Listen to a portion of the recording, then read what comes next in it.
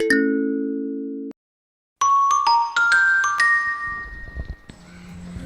င်္ဂလာပါခင်ဗျာ Crispy Good Channel မှာပြန်လည်ကြိုဆိုလိုက်ပါတယ်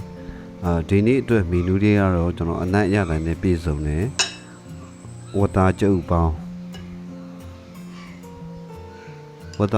လေးပဲဖြစ်ပါလားခင်ဗျာ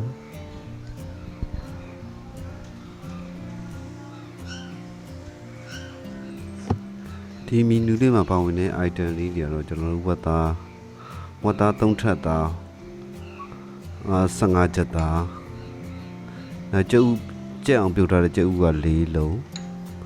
ရှီတာကီမူက4ပွင့်ကျွန်တော်ဒီရှီတာကီမူက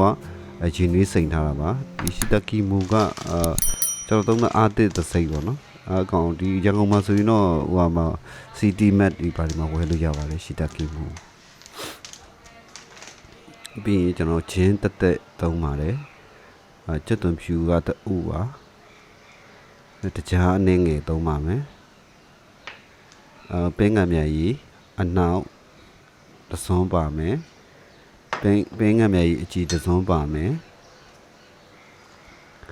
ဟိုဒါတစ်ကြဘူးကောက်အနေငယ်ပါမယ်နနပွင့်အနေငယ်ပါမယ်နောက်ကျွန်တော်ငရုတ်ကောင်းမုံအနေငယ်ပါမယ်နောက်ပြီးကျွန်တော်ဥစားလည်းငရုတ်တီးမှုအနေငယ်နဲ့စီအနေငယ်ပါပါမယ်ခင်ဗျာကျွန်တော်ရင်နွေးစိန်ထားတဲ့ရှီတာကီမှုကိုရှီတာကီမှုပေါ်ပါတီးလိုက်ပါမယ်ခင်ဗျာ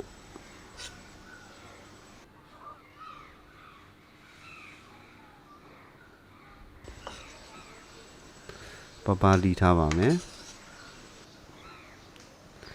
ပြီးဝတ်သား3ထပ်သားကိုကျွန်တော်ရွယ်တော်လေးတွေလှီးလိုက်ပါမယ်ခင်ဗျ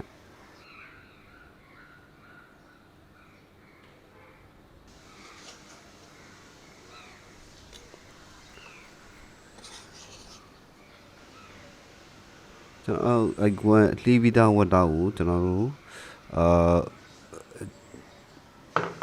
ပင်းငယ်မြကြီးအကြည်တစွန်းပင်းကမြကြီးအနောက်တစွန်းနောက်တကြား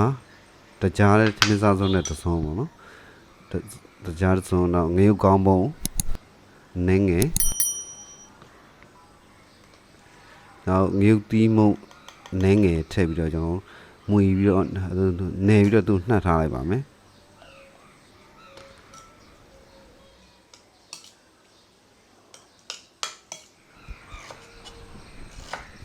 ကျွန်တော်ဂျင်းကိုပလီထားပါမယ်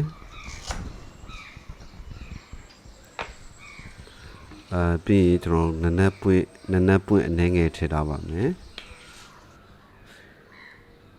တကြဘူးကောက်ကိုကျွန်တော်တိလေးဟိုလောက်လိုက်ပါမယ်ဖဲ့လိုက်ပါမယ်ပြီးကျွန်တော်ဒဲဦးတဲ့ကိုစီနေငယ်ထည့်ပါမယ်စီပူလာပြီဆိုလို့ရှိရင်ကျွန်တော်ခုနကနှက်ထားတဲ့ဝတ်သားကိုထည့်ပြီးတော့ကျွန်တော်ကြော်လိုက်ပါမယ်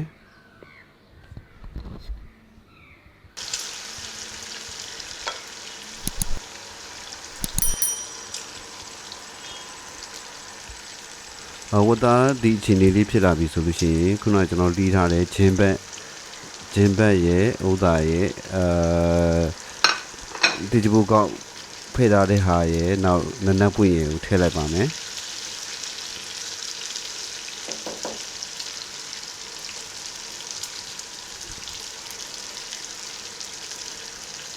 ဒီကျွန်တော်ခုနလှီးထားတဲ့ရှီတာကီမူထည့်ပါမယ်ပြီးဦးမကန့်အောင်ကျွန်တော်မှွေပေးပါမယ်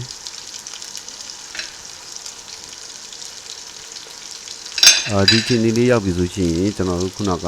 ဥစားလောက်ထားတဲ့ကျက်သွန်ဖြူထည့်ပါမယ်ကျက်ဥပြုတ်ထားတဲ့ကျက်ဥပြုတ်ထည့်မယ်ပြီးလို့ချင်းကျွန်တော်ဦးမကန့်အောင်ထပ်မှွေပေးပါမယ်ကျွန်တော်2မိနစ်3မိနစ်လောက်မှွေပြီးပြီဆိုရှင်ရေကိုအသားမြုပ်တဲ့ထိထည့်ပြီးတော့မှဟိုစားအုပ်ပြီးတော့ပြုတ်ထားလိုက်ပါမယ်ခင်ဗျအဖုံးအုပ်ပြုတ်ထားလိုက်ပါမယ်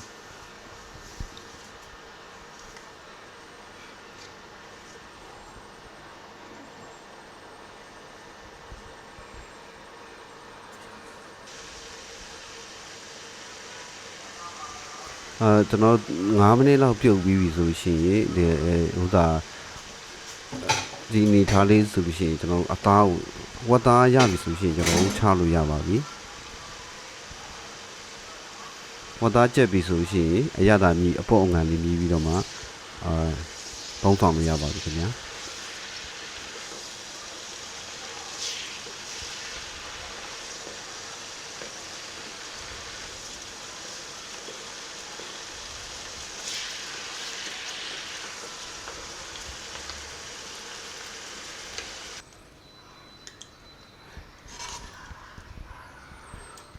ကျွန်တော်ဗီဒီယိုလေးကိုဆုံးအောင်ကြည့်ပြီးတဲ့တကယ်ချင်းများအားလုံးကျေးဇူးတင်ပါတယ်ကျွန်တော်ဗီဒီယိုလေးတွေကိုနှစ်သက်တယ်ဆိုလို့ရှိရင် like share နဲ့ subscribe လေးလုပ်ပြီးဖို့တောင်းဆိုချင်ပါတယ်နောက်ဗီဒီယိုလေးမှာပြန်ဆုံကြပါမယ်ကျေးဇူးတင်ပါတယ် bye bye ပါခင်ဗျာ